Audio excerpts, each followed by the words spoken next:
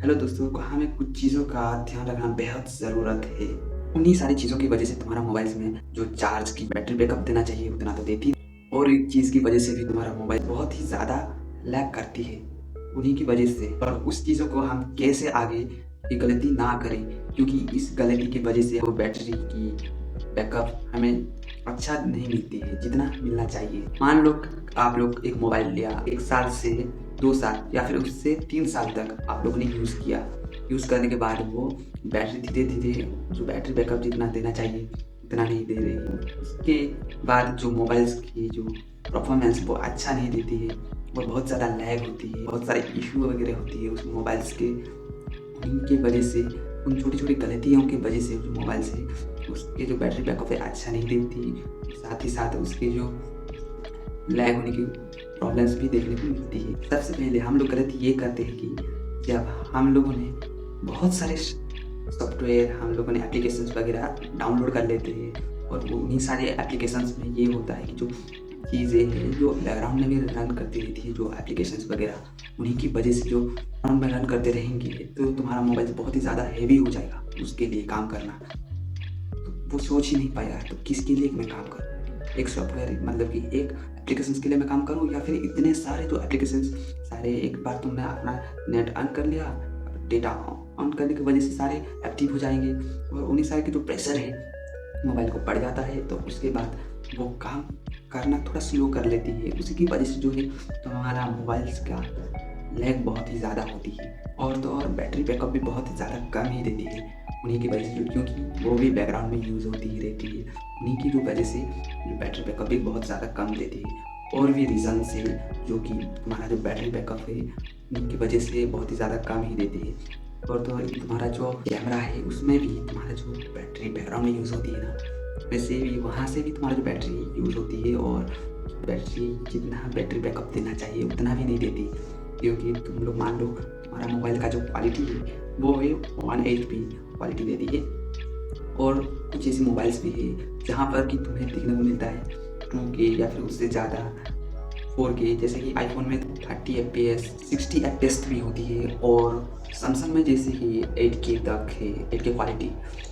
उसमें भी दिक्कत भी इतना भी है, जितना ज़्यादा क्वालिटी का लोगे मोबाइल जो 4K 8K, उतना से ज़्यादा तुम्हारा जो स्टोरेज भी भर जाएगा वैसे।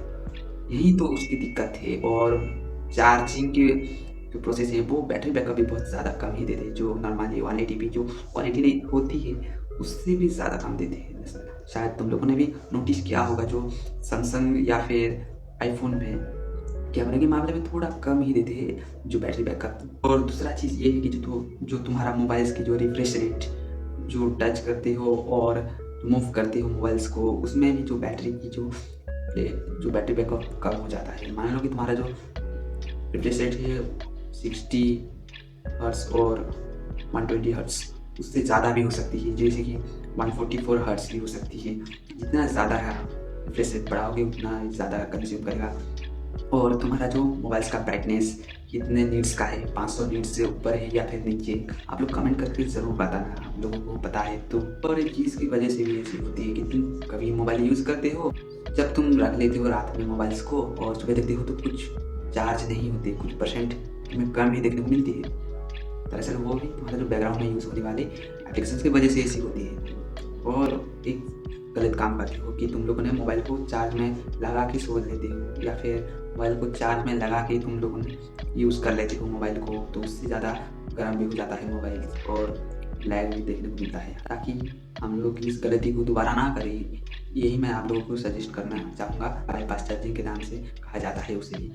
दरअसल वो होगा क्या है ना कि तुम्हारा जब भी तुम चार्ज करोगे तो वो आपके डायरेक्ट बैटरी के अंदर नहीं जाने वाला, मतलब कि वो आपके प्रोसेसर से डायरेक्ट जाएगा।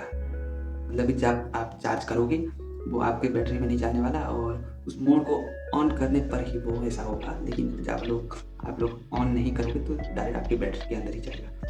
लेकिन उस जो बाईपास चार्जिंग की प्रोसेस थोड़ा, जब आप लोगों ने उस मोड को ऑन करोगे तो वो सीधा आपके प्रोसेसर पर जाएगा, और ये होगा हमारा जो हीट होने के चांसेस है वो कम ही जाएगा, और हीट भी नहीं होने वाला। ज़्यादातर ये सारे फीचर्स जो है गेमिंग फ़ोन में आ चुका है और अब तो लगता है कि सारे मोबाइल्स में आने वाला है, जैसे जो 2026 में जब मोबाइल्स वगैरह लॉन्च होगा। आप लोगों ने कभी उसके बारे में पता था तो ज़रूर बताना कमेंट में। और तो और कभी-कभार क्या होती है ना कि आप लोगों ने जो मोबाइल्स में बहुत सारे एप्लीकेशन रख लेते हो और कभी अपडेट ही नहीं करते, उसी की वजह से भी मोबाइल्स बहुत ज़्यादा लैग करती है और या फिर हैंग होने की जो चांसेस बढ़ जाते हैं। और भी यहाँ पर क्या होती है ना कि जब भी आप लोगों ने प्ले स्टोर के अंदर जाके बहुत सारे जो एप्लीकेशंस तुम लोगों ने इंस्टॉल कर लिया और उसे अनइंस्टॉल कर लेते हो।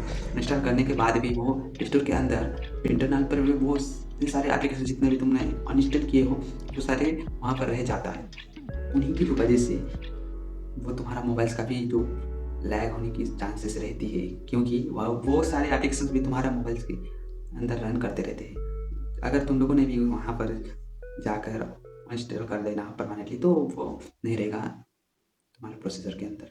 अगर तुम लोगों ने भी तुम्हारा मोबाइल्स के जो बैकग्राउंड में यूज़ होने वाले जो एप्लीकेशंस को ऑफ ही रखना चाहते हो, तो बस करना कुछ नहीं है, तुम्हारा मोबाइल्स की जो एप्लीकेशंस है उसे लॉन्ग प्रेस कर लेना है, डेटा यूजेस उसमें क्लिक कर लेना है, तो तुम्हारा जो बैकग्राउंड डेटा यूज़ हुआ है इतना दिखाएगा और उसे तुम ऑफ ही रख लेना। और ऐसी टिप्स एंड ट्रिक के लिए लाइक शेयर और सब्सक्राइब ज़रूर करना। Okay, take care.